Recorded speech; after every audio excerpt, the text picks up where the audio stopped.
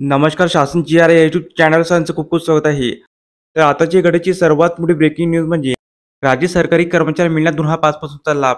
त्या संदर्भात एवढीच्या माध्यमातून पुन्हा अपडेट सविस्तरपणे पाहणार. चला सुरू करूया. राज्यातील अनुदानित विमुक्त जाती, भटक्या जमाती व इतर मागासवर्ग व विशेष मागास प्रवर्गातील शाळांमधील कार्यरत शिक्षक आणि शिक्षकेतर कर्मचाऱ्यांना राष्ट्रीय निवृत्तीवेतन म्हणजेच NPS योजना लाभ करण्याबाबत इतर मागास बहुजन कल्याण विभागामार्फत दिनांक 27/9/2024 रोजी अतिशय महत्त्वपूर्ण शासन निर्णय निर्गमित करण्यात आला.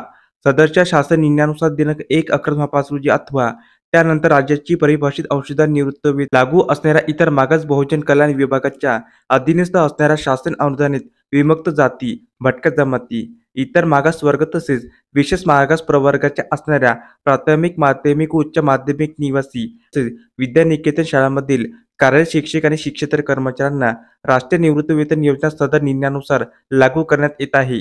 यामध्ये शासन अनुदानित विमुक्त जाती, इतर मागासवर्ग व विशेष मागास प्रवर्गाच्या प्राथमिक, माध्यमिक, उच्च माध्यमिक निवासी आश्रमशाळा तसेच भटक्या जमाती विद्यानिकेतन, त्याचबरोबर ऊसतोड कामगारांच्या मुलांसाठी आश्रमशाळा, निवासी शाळांतील दिनांक 1 जानेवारी 2024 पूर्वी नियुक्त झालेले शिक्षक व शिक्षकेतर कर्मचारी यांच्या बाबतीत कार्यपद्धती सदर शासन निर्णयामध्ये नमूद करण्यात आले आहे.